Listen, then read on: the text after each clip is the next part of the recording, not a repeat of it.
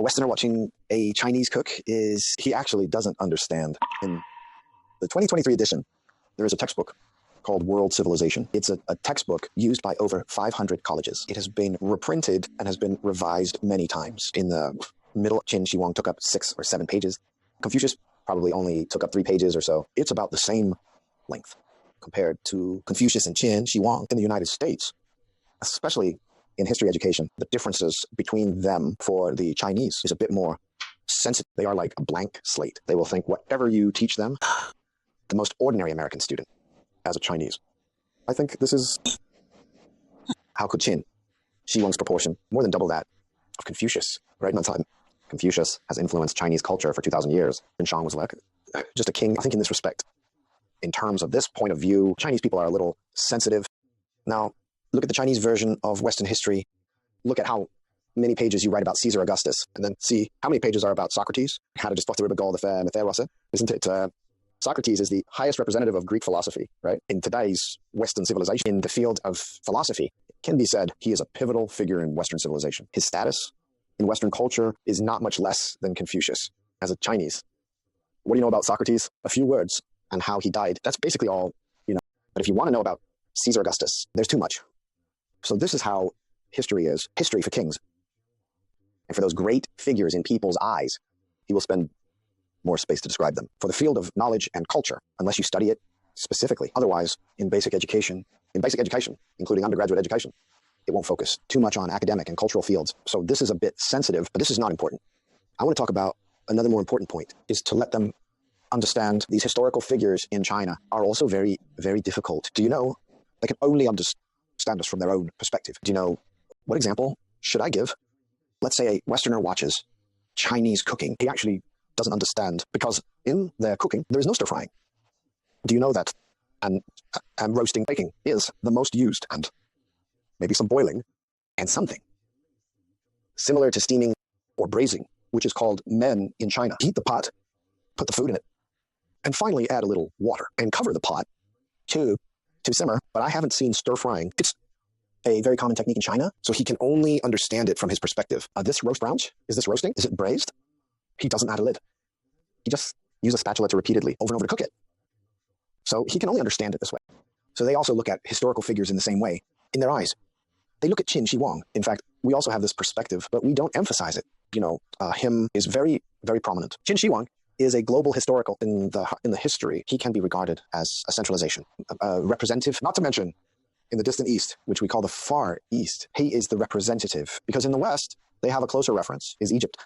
Don't worry, comes in the East has not been influenced by anything spontaneously produced a centralized system. So Qin Shi Huang, for their research on Chinese history, the political aspects of the dynasties and social changes over time, he is the beginning of centralization. Let me say one more thing. What do you think the end is? It's not over yet. So it's important, it started there. We still know when it will end. In a strict sense, China's feudal society, since Qin Shi Huang, there was no more because of feudal lords. Later, there was no province like this in China. It's this province. All your orders come from the center. It's not about being a feudal lord. You have the final say in this place. Do you understand? Feudal lords were somewhat similar to later federalism. You have the final say in most of this place. A few military or something else.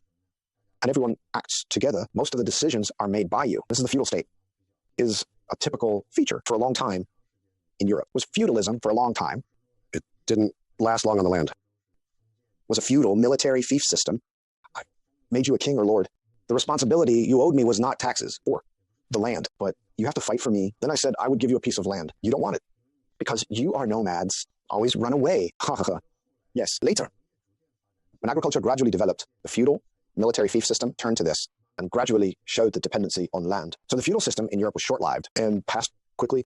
Feudalism in Europe emerged in the 5th to 9th centuries and matured in the 9th to 12th centuries. So what I mean is that, do you all understand? Now, I think it's important to study Qin Shi Huang. Of course, we said they don't understand the importance of Confucius in China. But objectively speaking, 3 pages is not little. He also gave 3 pages. I hope ordinary American students can have a general idea of China, Confucianism, and the golden mean. It was matched with a set of ideas that matched with centralization. What are the rules? What I want to tell you is that many historical figures in the description of Chinese history in America have a different perspective from ordinary Chinese. But where is their mistake? They are not necessarily wrong.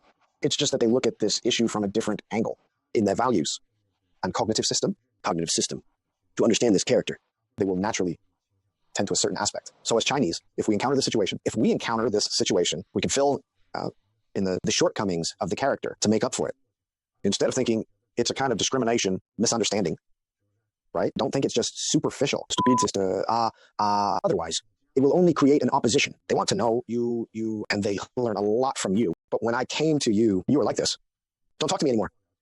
Don't talk to me anymore. Enough is enough. I'm annoyed to see you. It's meaningless to do this.